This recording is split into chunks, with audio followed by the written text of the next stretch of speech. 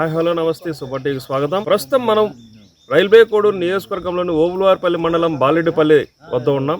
ఇక్కడ ముఖ్యంగా ఏం జరిగిందంటే గత 2 రోజులుగా ఎలుగుబంటి దాడుల్లో ఇద్దరు ముగ్గురు యువకులు గాయపడిన విషయం మనందరికీ తెలిసిందే. అయినప్పటికీ అవి తప్పించుకొని బాలెడ్డిపల్లి గ్రామం పైన ఈరోజు ఉదయం బహిర్భూమికి వెళ్ళినటువంటి అమర్నాథ్ రెడ్డి అనే వ్యక్తిపై దాడి చేసి కంటిపైన అలాగే చేతిపైన తీవ్ర గాయాలు చేయడం జరిగింది. అలాగే అతను వెంటనే తిరుపతి ప్రభుత్వ ఆసుపత్రికి తరలించడం కూడా జరిగింది. ఈ విషయం పైన గ్రామస్తులు అలాగే ఫారెస్ట్ డిపార్ట్మెంట్ అధికారులు కూడా ముమ్మరంగా గాలింపు చర్యలు చేపట్టారు. అవి ఎలా దాడి చేశాయి, వాళ్ళకు ప్రాణరక్షణ కల్పించాలని ప్రభుత్వాన్ని అలాగే ఫారెస్ట్ డిపార్ట్మెంట్ కోరుకుంటున్నారు. వారి మాటల్లో విందాం. నా పేరు చంద్రారెడ్డి, మాది బాలెడ్డిపల్లి గ్రామము. పొద్దున్నే 6 గంటల సమయంలో అమర్నాథ్ రెడ్డి అనే అబ్బాయి పొలంలోకి టాయిలెట్కి వెళ్తే 2 ఎలుగుబంట్లు వచ్చి దాడి చేశాయి. తప్పించుకొని గ్రామానికి వచ్చాడు. తర్వాత మేము ఫారెస్ట్ అధికారులకు ఇన్ఫామ్ చేశాము. వాళ్ళు వచ్చి ఇక్కడ అంతా వచ్చి సెర్చ్ చేస్తూ ఉన్నారు. ఆ అబ్బాయికి బాగా తీవ్ర గాయాలైనాయి. ఇప్పుడు తిరుపతికి హాస్పిటల్కి పంపించున్నాము.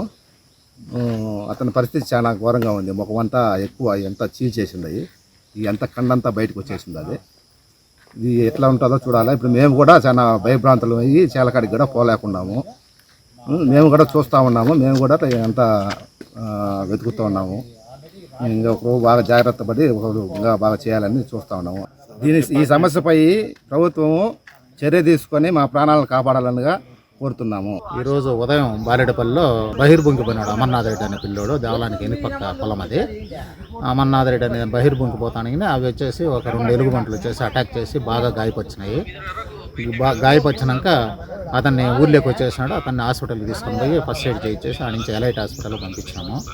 ఆడికి ఫారెస్ట్ వాళ్ళు ఎవరంగా బాలచంద్రుడు వచ్చారు, వాళ్ళు వచ్చారు. మళ్ళీ మేము వచ్చి విచారించగా ఇక్కడ నైటు మరి తెల్లవారుజామున బాలెడ్డిపల్లిలో వైకోట రోడ్డు పుల్లాయకుంట కాడి నుంచి ఇట్ట అడ్డం వచ్చినట్టుంది. సోలార్ ఉంటే తుక్కం వచ్చేసి ఆడికి వచ్చేసినాయి. వచ్చేసి ఆ అబ్బాయిని అటాక్ చేసినాయి. మేము కోడూరు పోయి మళ్ళీ వచ్చి ఇక్కడల్లా ఎతకంగా ఎక్కడ కనపడడం లేదు. ఊరికి దిగదాల నుంచి ఒక 2 వచ్చినాయని ఆడ పసుపుడకేస్తామంటే ఆ నుంచి వచ్చి వాళ్ళు తరుముకుంటే అటొకటి పారిపోయినాయి. రామలమ్మ కాలువ తట్టు వచ్చినాయి ఆ నుంచి ఇట్లా అంటే అట పొలాల్లోంచి. ఇప్పుడు ఇక్కడ 3, 4, 5 టీములుగా ఉండి మేము ఎత్తుకుతున్నాము. వాళ్ళు ఫారెస్ట్ వాళ్ళు మేము అందరం కలిపి ఇక్కడే చూస్తున్నాం.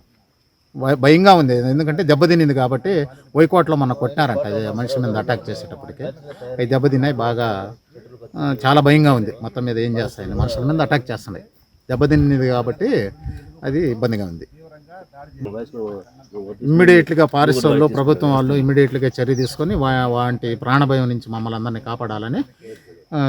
ఇప్పటికే లేట్ అయిపోయింది. ఎక్కడున్నాయో భయం వేస్తున్నది. జనాలు అందరూ తోటల్లో దొడ్లలో ఉండే వాళ్ళందరూ ఊర్లోకి వచ్చేసారు భయంతో.